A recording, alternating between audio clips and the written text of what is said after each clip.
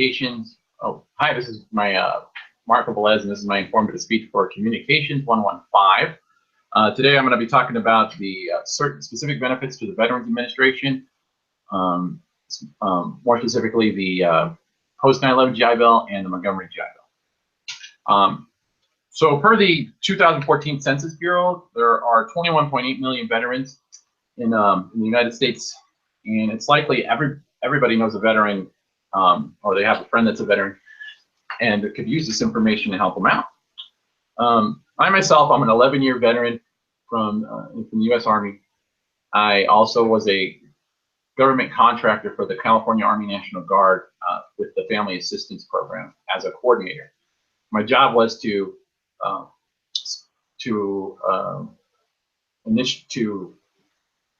what's my job? My job was to coordinate and the entitlements and benefits that were owed to service members and their families through the National Guard.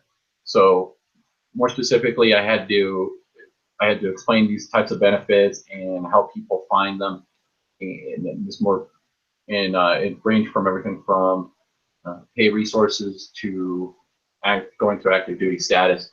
But one of the more important ones that I always love to talk about was the VA. And so for right now, we're going to talk about who qualifies as a veteran and what type of services you can get for your educational benefits. So to qualify as a veteran, you have to have served honorably 90 days or more in the United States military. And then after that, you have to have gotten an actual honorable discharge. There are other conditions, but we're gonna focus more on serving honorable and having an honorable discharge. And everybody knows they got an honorable discharge if they have that form. It's called a D-214. It's the paper you get as soon as you get out as soon as you perform your active service.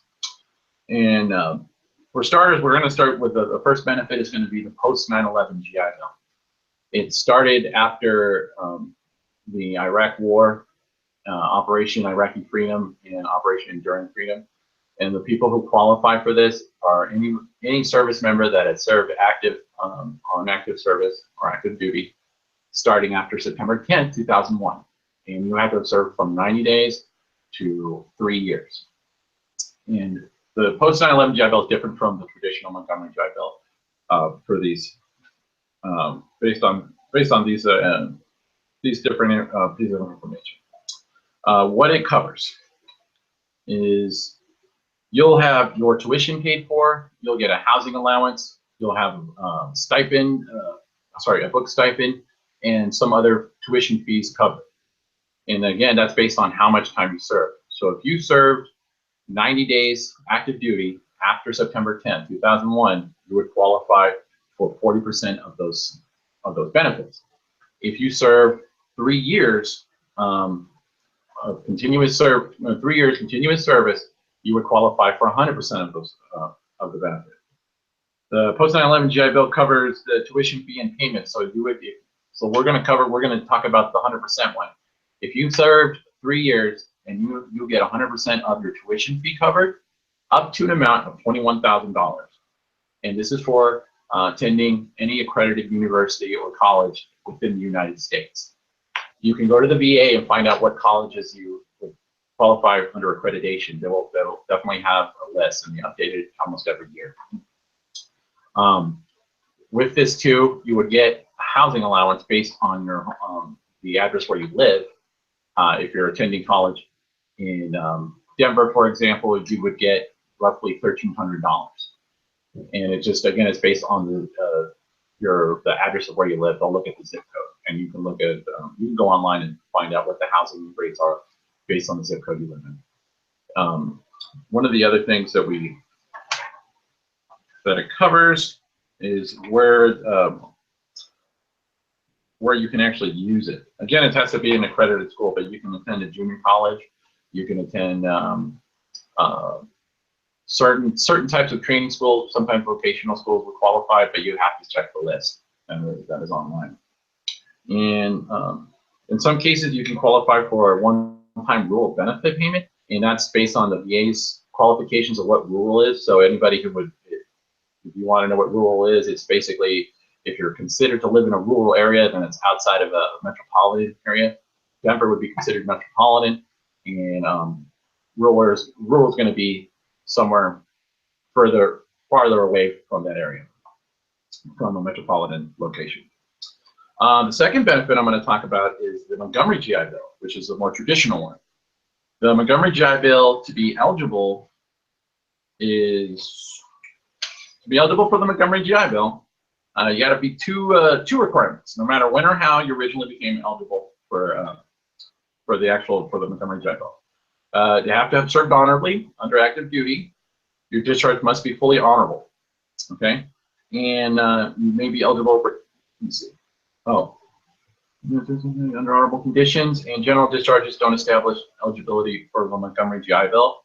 If you've had more than one enlistment and received an honorable discharge from at least one of them, you may be eligible for the Montgomery GI Bill. And what that means, if you actually served in the Marine Corps and you had an honorable discharge, and then you served in the Air Force, but you didn't get an honorable discharge from them, you still may be able to be eligible for the actual Montgomery GI Bill.